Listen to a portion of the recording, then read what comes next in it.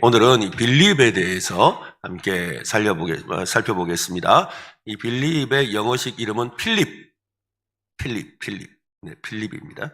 어떤 분은 세상 사람들이 흔히 세 가지 레벨이 있다고 합니다. 첫 번째는 본능의 레벨에서 사는 사람. 그러니까 본능에 따라 사는 사람들이죠. 제일 낮은 레벨입니다. 그저 본능대로 살죠. 배고프면 밥 먹고, 자고 싶으면 자고, 놀고 싶으면 놀고, 네, 온갖 죄를 지으면서도 양심의 가책도 별로 모르고 사는 사람입니다. 두 번째는 윤리적 도덕적 레벨에 사는 사람입니다. 이 사람은 윤리 도덕적으로 잘 산다는 말은 아닙니다. 그냥 양심대로 살아보려고 애쓴다라는 거죠. 적어도 양심대로 도덕의 원칙대로 살기를 힘쓰는 그런 사람을 말합니다.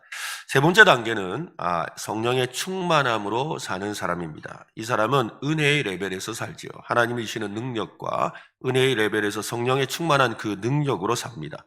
내 능력이 아니고 하나님께서 은혜 받아 성령의 능력으로 사는 것이죠. 이것이 바로 성도의 생활입니다.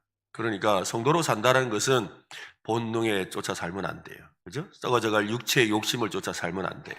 또 세상의 온갖 자기만의 그런 율법과 규율과 어떤 그게 따라가서 사는 사람도 아니에요. 우리의 양심은 또한 온전한 양심이 아니지요. 그러니까 양심도 믿을 수가 없어요. 그러나 오직 성령님을 따라 살아야 합니다. 성령님 따라 사시기를 바랍니다. 그죠? 옆 사람에게 한번 말씀하시죠. 성령님 따라 삽시다. 네, 그죠. 성령님 따라 사는 우리 은혜로 교회가 되었으면 좋겠습니다. 이 빌립이라는 사람은 누구보다도 이 성령님을 따라 살아간 사람이죠. 빌립은 흔히 집사라고 알려져 있습니다. 근데 여기서 집사라는 말은 성경에 사시는 빌립을 집사라고 표현하는 건 우리가 표현하는 거지 성경에서는 집사라고 말한 적은 없어요. 그냥 주에 의해 교회를 섬기는 청직이다라는 의미로 우리가 임의로 집사라고 부르고 있습니다. 초대교회에서 7명의 청직이, 7집사라고 알고 있는 7명의 청직이 가운데 한 사람이지요. 사도행전에서 만나는 빌립은 전도하는 사람입니다. 사마리아까지 가서 복음을 전하고 에디오피아 내시에게 복음을 전한 사람입니다. 그런 이 빌립에 대해서 아주 특별한 호칭이 하나 주어졌는데 그 호칭은 바로 전도자 빌립이에요. 그러니까 성경에서 빌립에 대해서 호칭을 붙인 건 전도자라는 호칭이에요. 집사가 아니고. 사도행전 21장 8절인데요. 같이 한번 읽어보겠습니다. 시작. 이튿날 떠나 가이사랴에 이르러 7 집사 중 하나인 전도자 빌립의 집에 들어가서 머무르니라. 복음 전파는 여러분 일회성이 아니라 지속적인 삶의 태도입니다. 그래서 여러분 한 번 복음 전한다고 예수 안 믿죠. 삶으로 계속해서 다가가고 전하다 보면 어느 날 그 사람이 예수를 믿게 되는 것 같아요. 빌립은 전도자의 삶을 살았습니다. 어디를 가든 복음을 전하며 끝까지 하나님께 헌신했습니다. 이 빌립의 삶에 대해서 오늘 한 3가지로 살펴보려고 합니다. 첫 번째로 빌립은 믿음과 성령이 충만한 사람입니다. 한번 읽읍시다. 시작. 믿음과 성령이 충만한 사람. 빌립이 처음 등장하는 장면은 사도행전 6장에 나옵니다. 초대교회가 성장하면서 헬라파 유대인들이 자기들의 그 과부들이 구제해서 소외된다고 불평을 했지요. 사도들은 기도와 말씀 전하는 일에 집중하기 위해서 성령과 지혜가 충만한 7명의 사람을 세워서 구제 사역을 하게 했습니다. 그 7사람 중에 하나가 바로 빌립이지요. 사도행전 6장 5절에 온 무리가 이 말을 기뻐하여 믿음과 성령이 충만한 사람 스데반과 또 빌립과 브로고노와 니가노르와 디몬과 바메나와 유대교에 입교했던 안디옥 사람 니골라를 택하였다. 여기서 핵심은 믿음과 성령이 충만했다라는 것입니다. 빌립은 단순히 구제만을 담당하는 사람은 아니었습니다. 사도들이 일꾼을 세우려고 할 때 조건으로 내걸었던 이 성령과 지혜가 충만한 사람이었습니다. 다른 일꾼들과 함께 믿음과 성령이 충만한 사람이죠. 즉 성령 충만했다라는 거예요. 성령 충만하면 지혜가 있습니다. 성령 충만하면 믿음도 있습니다. 성령 충만하시기 바랍니다. 단순히 신앙이 깊거나 열심히 기도하는 사람이라는 의미가 아닙니다. 이것은 하나님의 뜻을 신뢰하면서 성령님의 인도에 따라 살아가는 삶의 태도를 말하는 것입니다. 빌립이 처음 교회에서 맡은 역할은 구제사역이었습니다. 겉으로 보기에는 구제는 매우 중요한 일이었습니다만, 그러나 또 예수님께서 가난한 자를 돌보라고 하셨지만 교회에서 이건 허드렛 일과 같지요. 또 사람들에게 욕먹는 일이지요. 그렇잖아요. 전에도 한번 말씀드렸죠. 군대에서 제일 잘해야 되는 것 중에 하나가 배식. 교회에서도 배식. 밥 잘못 나눠줬다가 뒤에 남는 건 괜찮은데 모자라면 괜히 사람들이 말하잖아요. 그죠? 이게 나눠주는 일이 굉장히 어려워요. 그러니까 여러분, 교회에서도 이렇게 밥 먹을 때 여러분 고맙다고 인사 크게 하셔야 돼요. 아시겠죠? 예. 안 할 사람들이래. 인사를 안 한다니까요. 인사를 크게 하세요. 고맙다고. 얘기죠. 여러분 참 기회예요. 얼마나 이게 좀 노심초사하는지 아세요? 이게 밥이 얼마 남았나 생각하면서 해야 돼요. 이거. 안 그러면 원망과 시비가 생기거든요. 사람들이 밥 못 먹어서 짜증나지 말씀에 은혜 안 받았다고 짜증 안 내요. 예? 밥 못 먹어서 짜증나거든요. 그러니까 얼마나 욕먹는 자리예요. 구제하는 일 자체가 욕먹는 자리인 거예요. 그런데 빌립이 그 일을 감당하죠. 근데 기쁨으로 할 수 있는 것은 성령 충만하기 때문인 거예요. 예, 이게 참 중요해요. 빌립이 사명을 맡았을 때 단순한 행정 업무로 생각하지 않았습니다. 그는 사람을 섬기는 일을 하면서 이 하나님의 사역으로 받아들이고 기쁨과 사랑으로 충성했습니다. 종종 작은 일이라고 생각하는 일을 우리는 가볍게 여길 때가 많죠. 그러나 누가복음에서 예수님은 지극히 작은 것에 충성한 자가 큰 것에도 충성한다. 작은 것에 불의한 자가 큰 것에도 불의한다 하셨지요. 그러므로 빌립은 작은 일에 충성하는 사람이었습니다. 빌립의 삶을 통해 발견하는 믿음과 성령 충만한 사람의 특징은 첫째로 섬김의 자리에서 충성하지요. 두 번째로는 성령님의 인도하심에 순종하는 사람입니다. 세 번째는 복음을 전하는 일에 헌신하고, 네 번째는 어떤 상황에서도 기쁨으로 순종하는 사람입니다. 이런 빌립의 모습은 교회를 섬기는 저와 여러분들이 반드시 본받아야 될 모습이죠. 교회의 필요를 채우기 위해서 기꺼이 자신을 헌신한 사람이었습니다. 많은 사람이 하나님을 섬긴다고 하면 뭐 설교나 가르침과 같은 눈에 띄는 역할만을 떠올릴 때가 많지요. 좀 폼 나는 거. 그런 걸 하고 싶어 해요. 참 마음이 안타까워요. 그래서 저는 아주 요긴한 일이라서 이렇게 맡겼는데 그렇게 생각 안 하시더라고요. 그래가지고 참 마음이 너무 힘들었는데 제가 언젠가 한번 이 부목사로 있을 때 이제 그 수영로 교회에서 있을 때 이제 사람들이 너무 많이 오니까 엄청난 주차장을 준비해놔도 감당이 안 되는 거예요. 그러니까 이제 담임 목사님이 제가 이제 교회 전체를 이렇게 행정을 맡고 있으니까 주차장 문제를 해결해라 하시더라고요. 그래가지고 늘 그 이야기를 하시는 거예요. 그래서 이제 그 이야기를 듣고는 이제 우리 후배 목사님한테 이 주차장 문제를 좀 같이 해결하자. 그래서 이 주차장 문제를 해결하면 이게 교회가 또 다시 더 부흥하고 성장할 수 있는데 이 문제를 해결해야 된다라고 했는데, 그래서 이 후배한테 저는 정말 목사님이 중요하게 생각하시고 너무 요긴한 일이라서 요걸 좀 이렇게 같이 하자면서 이 친구를 좀 이렇게 앞으로 좀 이렇게 또 목사님한테 인정받고 또 이렇게 교회적으로 인정받게 하고 싶어서 이렇게 일을 맡겼거든요. 근데 나중에 뒤에 들려오는 소리가 뭐라 하냐면 세상에 시킬 게 없어가 주차장 그 이야기를 내한테 시키나 이랬다는 거예요. 그 말을 듣는데 얼마나 마음이 힘들든지. 나는 진짜 진심으로 너무 요긴하고 중요한 일을 맡겼는데 그것만 해결하면 이 친구가 막 엄청나게 인정받을 수 있는 상황인데 그걸 모르더라고요. 우리도 그럴 때가 있어요. 우리가 이렇게 교회에서 뭐 일을 맡겼는데 내한테 이런 걸 시키나. 여러분, 그 일이 하나님께 인정받는 일이에요. 그 일이 하나님께 인정받는. 우리는 사람에게 좋게 하는 일을 하는 게 아니잖아요. 하나님을 기쁘시게 하는 일을 합니다. 여러분, 하나님을 기쁘시게 하는 일에 헌신하시기 바랍니다. 그죠? 성경은 뭐예요? 가난한 자에게 나눠주고 보잘것 없고 그 다음에 남들 인정하지 않는 그 일을 할 때 그게 나를 섬긴 것이라고 말씀하시잖아요. 맞잖아요, 여러분. 그렇게 한 것이 나를 섬긴 것이라고 주님이 말씀하셨어요. 이 빌립은 바로 이런 작은 일에 충성하는 사람이었던 것이지요. 교회 여러 가지 필요를 보고서 누가 알아주지 않아도 그것을 위해 헌신하고 섬기는 그 아름다운 섬김을 하나님이 기뻐하는 거지요. 그가 바로 진짜 성령 충만한 사람인 것입니다. 어떤 분은 성령 충만을 지속하기 위해서 늘 고성한 생각을 품고 살아야 한다고 합니다. 아무리 은혜를 많이 받았다고 해도 사고방식이나 신념의 전환이 이루어지지 않고 옛사람의 모습 그대로라면 성령 충만의 지속은 기대하기 힘들지요. 그래서 항상 위의 것을 생각하고 아래 것을, 땅의 것을 생각하지 말아야 되죠. 너희가 죽었고 너희 생명이 그리스도와 함께 하나님에게 감추어졌다고 했습니다. 하나님께서 우리에게 부어주신 풍성한 세계를 늘 믿음으로 생각하고 믿음으로 고백해야 합니다. 항상 그리스도를 닮기 위해 살아간다는 의식을 가져야 합니다. 성령을 받았다고 하는 것은 인격적인 성령님과 교제한다는 것입니다. 그분에게 순종하는 거죠. 오늘 우리 배웠죠. 여러분, 순종은 어제 까먹었습니까? 안 돼요, 여러분. 밥 먹고 소화할 때 그거 까먹으면 안 돼요. 순종은 뭐다? 안 들리는데요. 뭐라고요? 순종이 뭐다? 타이밍, 그죠? 순종은 타이밍. 순종은 타이밍이라고 했어요. 그죠? 뒷북 순종 안 된다 그랬어요.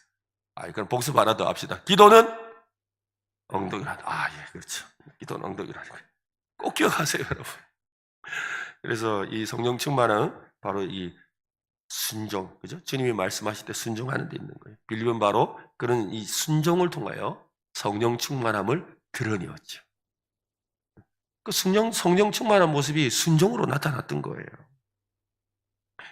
빌립의 특별한 능력이 있어서 믿음과 성령이 충만했던 것이 아닙니다. 그는 작은 일에도 충성하고 성령님의 음성에 순종해서 복음을 전하는 삶을 살았기 때문에 하나님께서 그에게 성령을 한량없이 부어주셨어요. 참 중요해요. 이 언젠가 한번 기회 되면 제가 이 성령의 은혜에 대해 성령의 기름 부음을 받는 삶에 대해서 한번 여러분한테 또 한번 전하고 싶은데요. 저는 이 성령의 기름 부음을 받는 이 삶을 간절히 소망하고 살았어요. 그래서 정말 저는 뭐 한번 하나님 은혜를 사모하면요 별짓을 다 합니다. 반드시 받고 싶어가지고. 근데 결론적으로 말하면 주님의 일에 순종하는 사람에게 성령 충만함을 주세요. 어디 쓸데도 없는데 뭐로 주겠습니까? 무슨 장식품으로 주겠습니까? 어디 뭐 이렇게 걸어 놓으려고 주겠어요? 그래서 제가 자주 한번 기도하는 내용들 중에 있잖아요. 제가 늘 한 번씩 이야기하잖아요. 하나님이 즐겨 쓰고 아껴 쓰고 흔히 쓰고 귀하게 쓰는 주님의 손에 익은 연장이 되게 해달라고. 제가 늘 기도한다 하잖아요. 왜요? 그게 성령 충만함을 받는 비결인 거예요. 그게 성령 충만함을 받는 비결. 하나님께서 주신 감동과 기회가 있을 때 망설이지 말고 순종. 순종은 타이밍이다. 네, 오늘 꼭 기억하십시오. 두 번째로 복음을 위해 순종하며 나아간 사람이죠. 스데반 집사가 복음을 증거하다가 예루살렘에서 순교를 당한 후로 예루살렘 교회에 심각한 박해가 있었지요. 사도 외에는 다 유대와 사마리아 모든 땅으로 흩어지게 되었습니다. 이 빌립 집사는 사마리아 성에 내려가서 그리스도를 백성에게 증언하고 많은 능력과 표적을 행하며 말씀을 가르쳤습니다. 빌립은 많은 사람에게 붙었던 더러운 귀신들을 쫓아내고 많은 중풍병자와 안전병이와를 고치는 그리스도의 능력을 힘입어 치료했습니다. 예수님께서 약속하셨던 이 성령님의 능력을 따라 예수님께서 행하신 능력을 행하며 효과적으로 복음을 증거했지요. 이 사마리아는 500년 전에 세워진 도시입니다. 그때 당시에, 그러니까 빌립이 있을 때로부터 500년 전에 사마리아와 사마리인에 대해서 유대인들의 그 혐오와 증오는 오랜 역사가 있습니다. 주전 722년에 북이스라엘은 아수르의 혼합 정책으로 이 이방인들과 뒤섞여 살도록 이렇게 피를 이렇게 이렇게 혼탁하게 만든 거죠. 왜냐하면 유대인들, 전 세계에서 그 한민족을 주장하는 나라가 두 나라잖아요. 이스라엘과 우리나라. 이스라엘도 자기 혈통을 굉장히 중요하게 생각하거든요. 왜냐하면 전에도 한 말씀드렸죠. 요한복음 1장에 나오는 이는 혈통으로나 육정으로나 사람의 뜻으로 나지 않는다 할 때 이 혈통, 이 피잖아, 피. 그래서 한민족 이걸 굉장히, 왜? 우리는 구원받은 민족, 요거거든요. 그래서 이걸 되게 중요하게 생각해요. 우리는 뭐 구원받는 것과 상관없이 우리는 다 뭐예요? 한민족 이러잖아요. 그죠? 우리나라 사람들 한민족이라잖아요. 근데 최근 들어서는 이제 한민족도 많이 이렇게 바뀌고 있죠. 왜냐하면 많은 외국인들이 들어와서 같이 살기도 하고 또 세계화되고 있습니다. 어찌되었건 이 북이스라엘은 이게 혼혈하게 하는 이 일로 인해서 아주 이렇게 유다인들이 볼 때는 아주 경멸하는 이런 대상이 되어버리고 말았던 것이죠. 유대인이 바벨론 포로로 생활하고 돌아왔을 때 사마리아는 유대 땅에 이미 터전을 마련하고 있었지요. 그래서 여러분 그 느헤미야서 우리 올 초에 그 느헤미야서로 특별 새벽 기도를 했잖아요. 근데 그때 보면은 이 사마리아 사람 도비아와 산발랏이라고 하면서 사마리아 사람들이 어떻게 했어요? 예루살렘 이 성벽을 재건하는 일을 막 반대하잖아요. 이 뿌리가 깊은 거예요. 서로 간에 이 반목과 질시가. 이런 상황이 있었던 겁니다. 그래서 사마리아 사람들은 예루살렘에서 예배를 할 수가 없었기 때문에 자기들만의 성전을 짓게 됩니다. 그것이 그리심산에 있는 성전이지요. 그곳에서 예배했습니다. 주전 128년의 마카비 시대에 그리심산에 있는 사마리아 성전이 완전히 불탔습니다. 그 진정한 성전은 예루살렘에 있다고 주장하는 유대인들은 이 그리심산에 있는 성전을 가져간 것으로 여겨서 그들이 파괴했던 것이죠. 유대인과 사마리아인 사이에는 이렇게 해묵은 이 종교와 관련된 또한 그들의 삶과 관련된 그런 증오가 아주 깊었습니다. 가까이 하기 싫은 이웃이죠. 아주 가까이 하기 싫은 이웃. 그런 분위기와 역사적 배경을 생각할 때 빌립이 사마리아에 가서 복음을 전했다는 것은 굉장히 파격적이고 충격적인 이야기입니다. 빌립은 오직 한 가지만을 생각했습니다. 예수님께서 사마리아에도 복음을 증언하라고 하신 말씀만 생각했죠. 예수님의 명령을 수행할 기회로 삼았던 겁니다. 초창기, 지금은 좀 그렇지 않은데 그 초창기에 선교 사역이 한참 일어날 때 그때 일본에 가서 우리도 이번에 이제 협력 선교사로 일본 선교사님 우리가 후원하는데요. 일본에 이렇게 선교사를 보낸다고 하니까 일본은 왜 보내냐고. 일본 보내지 말라고. 그러니까 왜? 우리나라 쳐들어와가지고 우리를 갖다가 식민지 삼았던 나라 그 나라를 왜 보내냐면서 그런 분들이 교회 안에 있었어요. 그래가지고 일본 선교 간다니까 아예 후원도 안 해줘. 그런 일들이 있었어요. 지금이야 그렇지 않지만 근데 그게 뭐 민족적인 그죠? 그러니 그게 있다 보니까 그런 일이 있는 거예요. 복음을 전하는 일은 언제나 우리를 놀랍게 하지요. 한마디로 어메이징합니다. 우리의 생각을 뛰어넘는 일들이 곳곳에서 일어납니다. 생각지도 못한 사람이 예수를 믿지요. 우리가 기대하던 사람에게 생각지도 못한 일로 인해서 어떤 경우에는 정말 엉뚱한 방법으로 예수 믿는 일이 일어나기도 합니다. 전도하는 우리에게는 아무런 능력이 없지만 우리가 전하는 예수 복음은 능력이 있습니다. 사마리아 성에서 일어난 놀라운 일을 다시 한번 보십시오. 사마리아 오늘 본문 6절과 8절, 6절부터 8절 한 절씩 읽고 마지막 절 같이 읽읍시다. 무리가 빌립의 말도 듣고 행하는 표적도 보고 한 마음으로 그가 하는 말을 따르더라. 많은 사람에게 붙었던 더러운 귀신들이 크게 소리를 지르며 나가고 또 많은 중풍병자와 못 걷는 사람이 나으니 같이 그 성에 큰 기쁨이 있더라. 엄청난 일이 일어난 거예요. 엄청난 일. 예루살렘에 있었던 일과 같은 그런 놀라운 일이 일어났죠. 그런데 이 일이 지금 누구를 통해 일어났습니까? 전도자 빌립을 통해 일어났습니다. 무엇 때문에 일어났습니까? 빌립이 가진 예수 복음 때문에 일어났습니다. 이미 사마리아 땅은 누군가가 와서 그 조그만 불씨라도 던지면 즉시 타오를 준비가 되어 있었던 것이지요. 그 성에는 복음으로 인한 기쁨이 넘쳤습니다. 우리도 그럴 때가 많아요. 누가 나 교회 안 데려다 주나 하고 있는데 누가 내가 가서 있는데 예 하고 따라가는 거예요. 실제로 그런 분들 꽤 많아요. 누가 좀 교회 좀 안 데려다 주나 하고 있는데 혹시 이런 어떤 사람은 뭐 누가 교회 좀 안 데려다 주나 하는데 보니까는 이렇게 성경책 들고 가는 거라. 혹시 교회 다닙니까 하고 이제 가요. 가가지고 교회 다닙니까 그러는데 아닙니다 그런다니까요. 이 사람이 지금 누가 내 좀 교회 안 데려다 주나 하고 싶어가지고 성경책 든 사람 보고 너무 좋아가지고 막 이러는데 아니 저기 교회 다니죠 그냥 아닌데요 이러고 간다니까요. 그때 한마디만 하면 되는데 뭐라고? 네! 라고만 하면 되는데 그 말이 안 나오는 거죠. 여러분 우리가 항상 복음으로 준비되어 있어야 합니다. 사마리아에서 큰 붕이 일어나던 중에 하나님께서 빌립에게 광야로 가라고 명령하셨습니다. 광야길로 가라는 성령님의 명령을 따르는 것은 보통 일이 아니지요. 빌립이 가야 하는 곳이 어디인지 알면 더욱 그렇습니다. 광야는 사람이 없는 곳이에요. 사람이 없는 곳에 가서 어떻게 전도를 해요? 그렇잖아요. 사람이 없는데 어떻게 전도를 해요? 사역적으로 볼 때 비효율적인 장소예요. 예루살렘에서 가사로 내려가는 광야길입니다. 가사는 예루살렘 서쪽 70km 지점에 있는 애굽으로 가는 길목에 있는 해안 도시인데요. 어떤 위험이 도사리고 있을지 알 수가 없었습니다. 사람들이 운집해 있는 사마리아 성과 달리 광야는 특별한 여행객 외에는 만날 수 있는 대상은 하나밖에 없죠. 누구요? 강시로 시작하는데 강도. 그죠? 예, 강도밖에 없어요, 여러분. 그런 험난한 길, 그 광야길로 가라는 말씀이 언뜻 이해가 되지 않죠. 때로는 하나님은 전혀 예상치 못한 곳으로 가라고 하시거나 생각지도 못한 일을 명하실 때가 있습니다.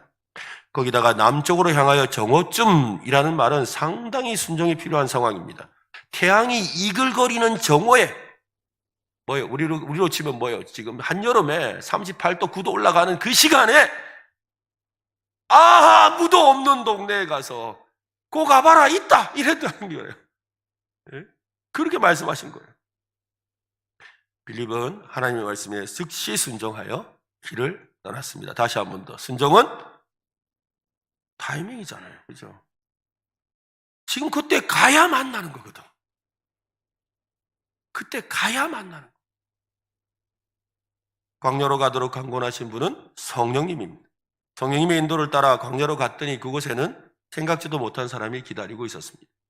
어떻게 행할 것을 성령님께서 섬세하게 지도해 주셨습니다. 빌립은 달리는 마차로 가서 읽는 것을 이해하냐고 물었습니다. 그 사람은 에티오피아 여왕 간다게의 모든 국고를 맡은 큰 고세를 지닌 내시죠. 빌립은 성령의 인도를 따라서 그에게 가서 이사야의 예언이 그리스도에 관한 것임을 가르쳐주고 복음을 전했습니다. 내시는 그 자리에서 세례를 받고 변화되었죠. 성령님께서 이번에는 초자연적인 역사로 빌립을 다시 이끌어서 그를 아소도라는 동네로 보내요. 아소도라는 동네. 초자연적으로 이끌었다는 말은요, 둘 중에 하나예요. 축지법을 썼든지. 축지법이 뭔지 아시죠? 옛날 무협지에 나오는 탁탁탁 어디 가버려. 아니면 그냥 여기 있다가 갑자기 뿅 하고 사라지고 저기가 있든지. 특별한 방법을 쓰였어요. 그래서 사도행전 8장 39절로 40절에 보면 둘이 물에서 올라올 새 주의 영이 빌립을 이끌어 가신지라 내시는 기쁘게 길을 가므로 그를 다시 보지 못하니라. 빌립은 아소도에 나타나라는 말이 바로 그거예요. 그러니까 그냥 갔다라고 하지 않고 나타났다 그러죠. 여러 성을 지나다니며 복음을 전하고 가이사랴에 이르렀다라고 합니다. 우리도 빌립처럼 복음을 위해 순종하는 삶을 살아야 합니다. 때로는 이해되지 않는 길을 가야 할 수도 있고 우리의 기대와 다른 방향으로 하나님께서 인도하실 수도 있습니다. 하지만 우리가 순종할 때 하나님께서는 그 순종을 통해 놀라운 일을 이루실 것입니다. 여러분, 우리 인생의 방향키는 하나님이 쥐고 계십니다. 그죠? 내가 가야 할 곳 하나님이 아세요. 내가 서야 할 곳 하나님이 아세요. 내게 필요한 것 나보다 하나님이 더 잘 아십니다. 그러므로 우리는 가라고 할 때 천천히 마지못해 가는 것이 아니라 순종은 감사합니다. 네. 안 하는 사람은 뭡니까? 다시 한번 순종은 타이밍이다. 기억하세요. 너무 중요한 것 같아요. 네. 여러분, 전도자라고 하면 어떤 사람이 떠오릅니까? 거리에서 복음을 외치는 사람일 수도 있고 교회에서 새신자를 인도하는 분일 수도 있습니다. 그런데 초대교회에서 전도자는 단순히 복음을 전하는 사람을 넘어서 교회를 세우고 성도들을 양육하는 중요한 사명을 감당하는 사람이에요. 그래서 사실 이 전도라는 게 참 어렵죠. 왜냐하면 전도하고 나면 그냥 사람 데려다 놓으면 되는 게 아니잖아요. 데려다 놓고 나면 어떻게 해야 돼요? 그 사람 챙겨야 되잖아요. 그 사람의 믿음 생길 때까지 계속 챙겨야 되는 게 보통 일이 아니에요. 근데 그래도 감사하게도 우리 교회는 그런 일을 참 잘하시는 것 같아요. 그래서 우리 교회에 계속 새 가족들이 이렇게 오시는데 그분들이 다 이렇게 자리에 이렇게 정착하고 하시고 또 특별히 우리 주변에 있는 우리 외국인 우리 지체들도 이렇게 와서 이렇게 자리 잡고 있잖아요. 그죠? 자리 잡도록 우리 성경부에서 진짜 정성을 하거든요. 오늘도 우리 2부 예배 때 필리핀 아니고 그 베트남에서 온 형제가 하나 있는데 그 형제가 왔는데 또 선교부에서 또 챙기고 일하더라고요. 얼마나 귀한지 몰라요. 그게 바로 전도자의 일이에요. 그러니까 복음만 전하는 것이 아니라 그 사람이 믿음 안에 세워지도록 양육하고 또한 그를 키워내는 이 일이 전도가 하는 일이지요. 전도자가 하는 일입니다. 성경에서 전도자라는 이 단어는 헬라어로 유앙겔리테스인데요. 좋은 소식을 전하는 사람이란 뜻입니다. 신약 성경에서 전도자라는 용어가 직접적으로 언급된 곳이 몇 군데 있는데요. 에베소 4장 11절에 보면 그가 어떤 사람은 사도로 어떤 사람은 선지자로 어떤 사람은 복음 전하는 자로. 여기서 복음 전하는 자가 전도자예요. 그 말을 이렇게 번역한 거예요. 또 디모데후서 4장 5절에 보면 그러나 너는 모든 일에 신중하여 고난을 받으며 누구의 일을? 전도자의 일을 하며 내 직무를 다하라. 전도자는 초대교회에서 특정한 직분을 가진 사람이었습니다. 바울이 디모데에게 전도자의 일을 하라고 권면한 것은 그가 복음 전파의 사명을 감당해야 한다는 것입니다. 그리고 오늘 우리가 살펴보고 있는 빌립이 대표적인 전도자 역할을 한 인물입니다. 사도행전 21장 8절 한번 더 읽어볼까요? 시작. 이튿날 떠나 가이사랴를 이르러 7 집사 중 하나인 전도자 빌립이 집에 들어가서 머무르니라. 바울이 이 전도자 빌립의 집에서 묵었대요. 사마리아와 가이사랴 등 여러 지역을 다니며 복음을 전하다가 이방인들에게 예수를 전했지요. 그러다가 그가 지금 이 가이사랴까지 와서 가이사랴에서 거기서 오래도록 머물게 돼요. 그가 아마 한 20년쯤 머물렀던 것 같아요. 그곳에서. 그러면서 그곳에서 교회를 세우고 그곳에 있는 많은 사람들을 양육하는 일을 했죠. 그래서 이 바울과 바나바가 바울 일행이 바나바가 아니고 바울 일행이 이렇게 그 가이사랴 지역을 왔을 때 이 전도자 빌립의 집에서 몇 날을 묵게 돼요. 거기서 기거하게 되죠. 전도자는 어떤 일을 하는 사람입니까? 첫째는 복음 전하는 사람입니다. 두 번째로는 교회를 세우고 신앙 공동체를 형성하는 사람이지요. 그래서 사실 이 빌립의 집이 교회였어요. 빌립의 집이 뭐라고요? 교회. 옛날에는 교회당이 없었기 때문에 어른 집에 그곳에 사람들이 모여서 함께 밥도 먹고 말씀도 듣고 기도도 하고 설교도 들었거든요. 바로 그 빌립의 집이 교회였다는 것이죠. 말씀을 배우고 서로를 격려하는 공동체. 그러니까 이 빌립의 집에 와서 사람들이 말씀을 배웠던 것이지. 바로 이런 일이 일어났다는 것입니다. 그래서 이 빌립의 집을 방문해서 신앙 공동체가 세워지고 교회가 되도록 하는 일에 빌립이 쓰임받았던 것이지요. 사도행전 21장 오늘 보면 아까 읽었던 말씀 그 뒤에 있는 9절과 10절 보면 그에게 딸 넷이 있으니 처녀로 예언한 자라 여러 날 머물러 있다가 아가보라 하는 한 선지자가 유대로부터 내려와서 그의 딸이 4명이나 있는데 4명이 다 뭐 한다고 예언한대요. 예언. 얼마나 그 자녀들까지도 성령 충만했는지를 알 수가 있죠. 세 번째로는 성도들을 가르치고 양육하는 사람입니다. 그래서 그는 올바른 신앙을 갖도록 돕는 일에 힘쓰는 삶을 살았지요. 사도 바울이 디모데에게 권면한 말씀은 오늘 우리가 모두에게 권면하는 말씀이기도 합니다. 디모데후서 4장 5절에 보면 그러나 너는 모든 일에 신중하여 고난을 받으며 전도자의 일을 하며 내 직무를 다하라. 우리는 모두 전도자로 부름받은 빌립입니다. 한번 해볼까요? 나는 빌립이다. 그죠? 네, 빌립. 나는 빌립이에요. 그죠? 그래서 내가 가는 곳마다 복음을 전하고 내가 가는 곳에 교회가 세워지고 내가 가는 곳에 사람들이 예수 믿고 변화되어 예수 제자가 되고 그런 일을 행하는 일이 바로 나를 통해서 이루어져야 됩니다. 그것이 바로 빌립이 하는 일이었고 빌립과 같은 저와 여러분이 해야 할 일입니다. 이 전도자들이 했던 역할을 우리도 감당할 수 있어야 합니다. 성경을 배우고 가르치는 사람이 되어야 되죠. 우리 믿음 안에서 성장해야 합니다. 우리보다 신앙이 어린 사람들을 가르치고 격려하는 역할도 감당해야 합니다. 왜냐하면 여러분 생각해보세요. 예수님께서 하신 명령, 그죠? 오직 성령이 너에게, 그 말씀이 아니고 마태복음에 갑자기 갑자기 저도 안 돌아가네. 너희는 가서 모든 족속으로 제자를 삼아라. 그죠? 너희는 가서 모든 족속으로 제자를 삼아라. 여기 지금 누구한테 하는 말이에요? 오늘 저와 여러분, 우리 모두에게 하는 말이거든요. 제자가 제자를 낳잖아요. 여러분 제자 있으세요? 여러분 제자 있으세요? 제자 삼는 게 우리 일인데 내 제자가 있어야 돼요. 내 제자가 있다는 말은 뭐예요? 내가 가르친다는 거잖아요. 맞죠? 내가 내가 가르쳐서 그가 신앙이 성장하고 그가 나를 신앙의 스승으로 생각하고 나를 신앙의 멘토로 생각하고 나를 신앙에 있어서 나이가 도움을 받는 좋은 선배로 생각하도록 하는 이 일이 바로 제자를 삼는 일 아니겠어요? 그래서 예수 제자를 삼는 일이잖아요. 바로 이것이 우리에게 주어진 사명이라는 것입니다. 그러므로 여러분 오늘 이 빌립처럼 주님 앞에 쓰임받는 저와 여러분 되시기를 바랍니다.